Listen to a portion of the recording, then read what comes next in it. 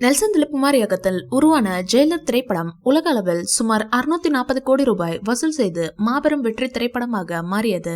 அந்த திரைப்படத்தை தொடர்ந்து தனது அடுத்த பட பணிகளை சூப்பர் ஸ்டார் ரஜினிகாந்த் அவர்கள் தொடங்கினார். பிரபல இயக்குனர் ஞானவேல் இயக்கத்தில் வேட்டையன் என்கிற திரைப்படத்தில் அவர் தற்போது நடித்து முடித்துள்ளார். மேலும் சில காலம் அமீரகத்தில் ஓய்வெடுத்த அவர் பிரபல இயக்குனர் லோகேஷ் கனகராஜுடன் இணையுள்ள தனது கூலை திரைப்பட பணிகளை விரைவில் துவங்க உள்ளார். ஏற்கனவே இந்த திரைப்படத்தில் நடிக்கப் போகும் கதாபாத்திரங்கள் குறித்த தகவல்கள் ஒன்றின் பின் ஒன்றாக வெளியாகி வருகிறது.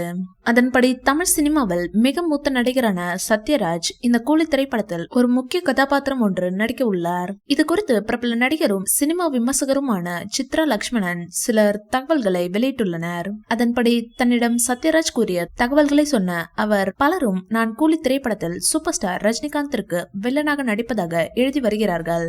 ஆனால் அது அப்படி அல்ல. இந்த திரைப்படத்தில் நான் அவருக்கு நண்பனாக நடிக்கின்றேன் என்று கூறியுள்ளார். பல வருடங்களுக்கு முன்பு நடிகர் ரஜினி மற்றும் சத்யராஜ் இடையே மனக்கசப்பு ஏற்பட்ட நிலையில் சுமார் 38 ஆண்டுகள் கழித்து இருவரும் இணைந்து இந்த திரைப்படத்தில் நடிக்க உள்ளனர். மேலும் சத்யராஜ் அளித்த தகவலின்படி சிவகார்த்திகேயனை வைத்து ஒரு திரைப்படத்தை இயக்கி வரும் பிரபல இயக்குனர் AR முருகதாஸ் இயக்க உள்ள சல்மான் கான் திரைப்படத்தில் தான் நான் அவருக்கு வில்லனாக நடிக்க உள்ளேன் என்று தகவலையும் வெளியிட்டுள்ளார். இந்த வீடியோ பிடிச்சிருந்தா லைக் பண்ணுங்க, ஷேர் பண்ணுங்க. மேலும் ரஜினி சார் பற்றிய தகவல்களுக்கு எங்க சேனலை சப்ஸ்கிரைப் பண்ணுங்க.